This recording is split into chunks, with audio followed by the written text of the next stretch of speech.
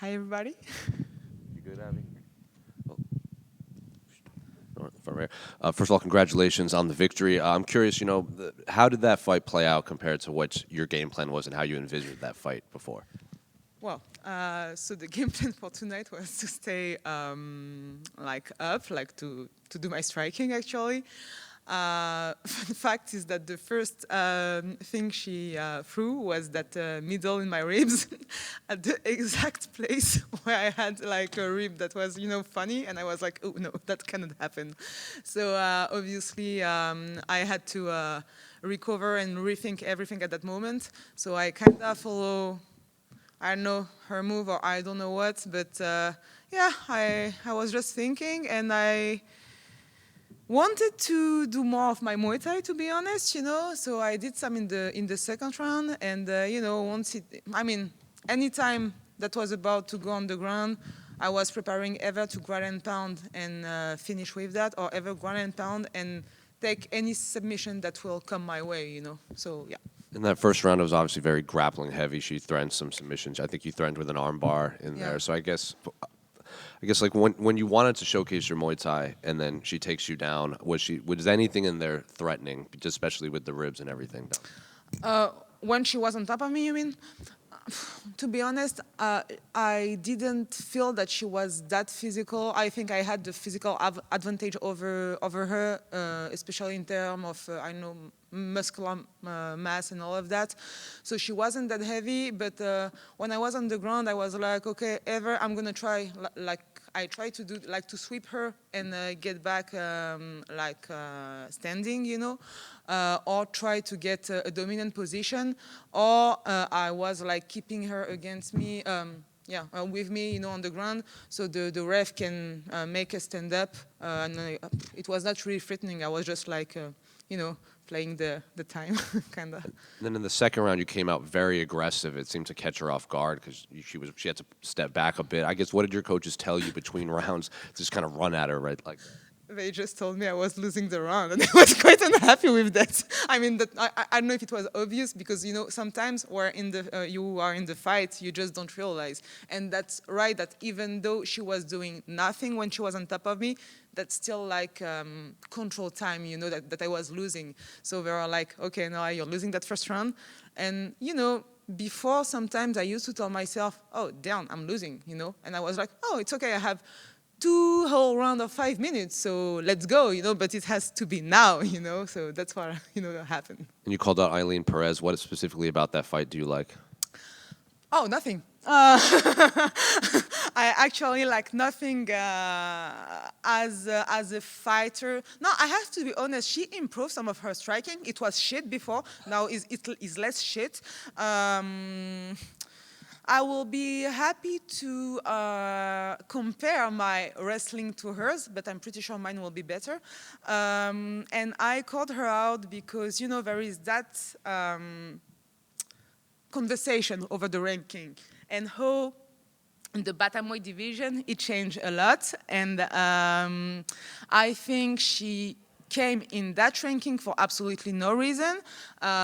She's been ranked, and I know that because in UFC Paris she was fighting, and she was in the fight after me while I'm the French fighter, but whatever. And she's been ranked, and after that she gained like some places in the ranking for no reason, because Daria isn't ranked still, not today, And then she has the opportunity to have someone ranked, and she clearly win against that person. That was okay fight. And now I'm like, okay, I'm just like looking at the ranking. If you have a look yourself, I cannot fight Jacqueline again right now, and I would love to see her at the top and me at the top, because she is a fighter. She's a wonderful fighter, and there is no a lot of women as her in that ranking. I'm not talking about the top, because like the very good fighter for me are Norma, Macy, very technical, and her, because she's a spot like ranked 7. I'm 13. Very soon, next month, I think 11 and 10. So Cupcake and Santos are fighting. So I'm just like, okay, I'm looking at the ranking, and well, Ailin is a good choice, I think. Then just last one for me, I have to ask about the weigh-in. You came a little Yeah. overweight, so I guess what Yeah. happened there? So I was initially scheduled for May 15. I don't know if you know that, for UFC 315, and then they have to move me. And to be honest, that was like my first pay-per-view, you know, like to be on a card like that. So they offered Miami, and they offer another fight like later in April. But I was like, Miami is a better, you know, exposure. I mean, yeah, and it's a better place as well. You know, it's like fantastic card we have here. You know, and of course I had to make some change, and I had some stuff that wasn't under my control, and I did my best, and I think everybody that followed me from the UFC staff can, you know, testify from that. Until the very last minute, I did everything to lose that last 600 grams, you know, but it was just I needed a little more time that I didn't have. But next time it will be different, because we learned a lot with my coach about the process that actually work with me. And so now, hopefully, and if God allows, there won't be any problem anymore about it. Nora right here. Congrats on the win. Right here. Well, There we go. hi. Hey, just wanted to ask, first of all, this being your third win in 4 fights, was this the last fight on your contract? So, interesting question. I wanted to keep that surprise for some of my coaches too, but no, that's the first of my new contract. Yeah. Well, congratulations on Thank that. you so Obviously, much. a good start to it. And, you know, the UFC tends to go to Paris around September, so does Yeah. that sound like a good turnaround for you? Sorry. Yeah, I would love to. I mean, if it's, I guess this time it will be as before, early September. I think it was postponed to late September last year because of the Olympics. So it will be awesome to fight on the first week of September. But now, you know, I didn't receive any. I mean, nothing, you know, no injury, no nothing. So I would like really love to fight like late June or early July. That will be awesome, you know, because I really need to keep that dynamic going. You know, I'm from Muay Thai and I used to fight a lot. I used to fight often, and I really think that will help, like overall. I mean, all the weight or whatever. I think it will really help to have that dynamic following and fighting more often. Great. Congratulations. Thank you. Nora, over here. Yeah. You had to take a career break in 2018 due to having an autoimmune disease. Yeah. How much confidence have you gotten from getting through something like that? It was hard. To be honest, so it really manifested like late 2019, because I still pushed my body at that time you mentioned, because I didn't know. So, and I had to discover by myself, because it's pretty hard to find like a very good doctor. I mean, endocrinologists that know the woman body as athletes. You know, they know like regular body, but they don't know how to take care of athletes. And that's still a point that where I need, you know, that I will be like more confident if I have a real like follow-up over that, you know. But going through that kind of hard stuff really helped me, because at that time I was desperate, and having the doctor that telling me that I will never like do combat sport again, because I went up to 83 kilos. So I don't know what it is in pound, but it's like the middleweight division, you know. So I was like, oh, okay. So I have to just give up on my, not dreams, but my goals in life, because that's goals that I wanted to, you know, go to. And sometimes I think I'm too hard on myself and don't give me like enough credit for what I came through, and I really like, I'm really coming back from hell, to be honest, you know. So yeah, that still make me a little like emotional to talk about it, because that was really hard. And that's a good question, because you just like remind me that I have to remind myself more often that this was a proof that I can go to the top level now. Here. For sure, you've come a long way. And you said you want to like improve and be nicer to yourself and give yourself more credit. Are you doing anything to work on that? Yeah, I have.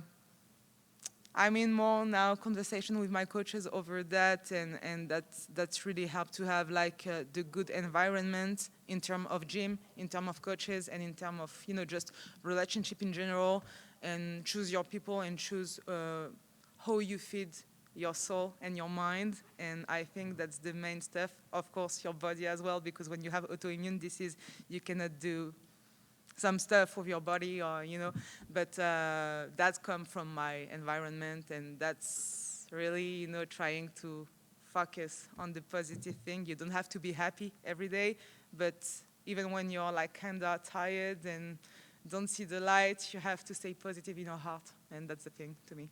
Thank you. Nora, juste ici. Oui. Félicitations pour ta victoire. Est-ce que je peux avoir ton impression sur le combat, toi qui viens de t'imposer par soumission au deuxième round, alors que c'était une prédiction que tu avais évoquée justement pendant la semaine? Alors, tu me disais, excuse-moi, je trouvais très impoli ce qu'il a fait. Tu m'as dit, du coup, ce que... Tu viens de t'imposer par soumission au deuxième round. Ouais. C'est quelque chose que tu avais évoqué justement comme pronostic cette tout à fait, semaine. ouais. Est-ce que je peux avoir ton impression sur comment tu t'es senti dans ce fight? Bah, honnêtement, comme je leur disais, c'était un peu difficile parce que j'ai l'impression que... Je pensais que j'étais vachement bien, tu sais, dans la salle de warm-up et tout. J'étais vraiment remontée à bloc. Et comme je dis, en fait... le premier coup qu'elle balance, et tu vois, encore une fois, mes amis disent que j'ai un chat noir, mais là, c'est la vérité, elle me balance son middle et elle me touche à une côte qui était quand même fragilisée, tu vois, et je le sens et je me dis merde. Donc du coup, tout de suite, ce que j'avais en tête et ce qu'on avait dit avec les coachs, je peux pas le mettre en place, et c'est ce qui fait qu'on a aussi passé autant de temps au sol, tu sais, où elle était en top position et moi j'étais un petit peu en train de réfléchir. Et je me suis dit, bon, dans tous les cas, ok, ça va aller, ce round ne se passe pas comme il faut, il y en a deux de plus, il peut se passer n'importe quoi jusqu'à 14 minutes 59, tu vois.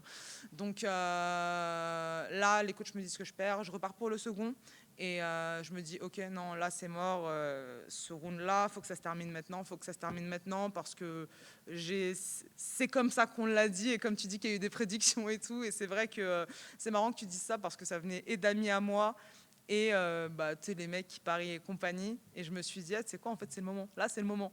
Et quand elle a essayé donc sa projection, je me suis dit, je vais me décaler, et je sais qu'elle va la rater, parce que bon, quand tu mets ton poids d'une certaine manière, et en tombant comme je suis tombée, je savais que je pouvais lui prendre le dos, parce que c'est un truc que j'ai déjà fait dans un fight auparavant, en fait, et je me suis dit, là c'est bon, elle ressort pas, étranglement arrière, c'est le moment. Et le truc, c'est qu'elle résistait bien au début. Moi, je commence à congestionner, puis j'ai levé la tête, j'ai vu l'écran, j'ai vu qu'elle était toute rouge. J'ai dit, ah non, tu ne sortiras pas. Ça y est, c'est fini. Donc franchement, très heureuse. Je sais que tu voulais le garder secret un peu plus longtemps, mais on vient de te poser la question, tu viens de le libérer. Ouais. L'annoncer, est-ce que tu peux justement l'annoncer pour les Français? Quelle est la suite pour toi à donc, l'UFC concernant le contrat? Voilà, effectivement, on m'avait parlé d'un renouvellement déjà il y a quelques mois, sans que ce soit... Enfin, pas vraiment très officiel, et puis finalement ça l'est. Là, c'était effectivement non pas le dernier combat de mon premier contrat, mais le premier combat de mon nouveau contrat de 4 combats. Et pour la suite, toi qui disais plus tôt dans la semaine justement à mon micro vouloir gagner ce combat, puis vouloir prendre une combattante classée, tu as notamment parlé d'un nom dans la cage à chaud après ta victoire. Est-ce que tu peux dire ce que tu souhaites pour la suite? Donc là, effectivement, je suis classée 13e. Je regarde l'état du classement, et il y a plein de super combattantes que je voudrais affronter, mais qui sont un petit peu plus haut. Donc, tu vois, jusqu'au place 6, tu vois, notamment Norma qu'on a croisée ici à l'événement, qui est une combattante fantastique, très forte. Macy Chiasson aussi.